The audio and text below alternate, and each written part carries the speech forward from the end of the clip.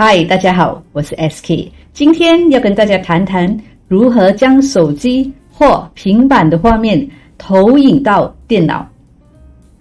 无论你是用 iPhone 或 Android 手机、Mac 或 Windows 电脑都行，而且是免费的。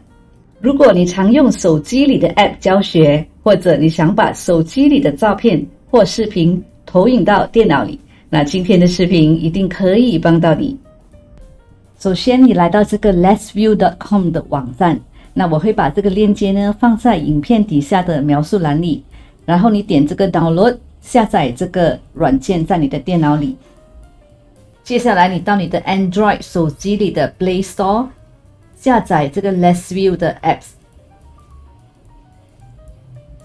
接下来你就到你的电脑里把这个 letsview 你刚刚下载的这个软件打开。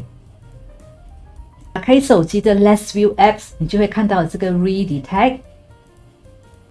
有一点很重要的呢，就是你要确定你的手机跟你的电脑都是在用同一个 WiFi， 然后你就点一下这个 redetect。那现在我看到这个就是跟我电脑的连线，那我点一下这边。接下来有两种选择，那第一呢就是把你的手机呢投影到你的电脑，那这就是反过来把你的电脑的画面投影到你的手机。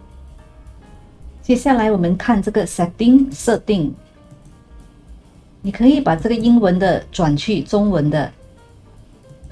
那这个 resolution 呢就是这个解析度，那如果是影片的话，你放得太高，那可能就会有那种滞后的那种情形，就是 lagging。首先我们来看这个将手机投射到电脑，点一下。现在手机的画面已经投射到电脑了，那当你滑手机的时候，那你会看到电脑的荧幕上也是一样的。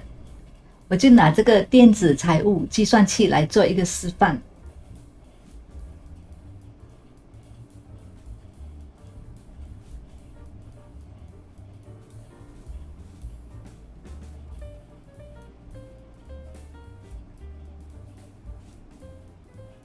那人家就可以很清楚的看到了。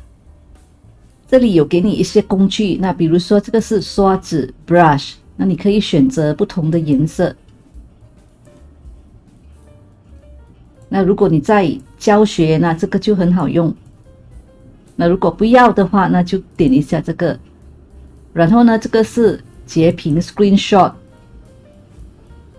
接下来就是把电脑的荧幕投影到我们的手机。点这个。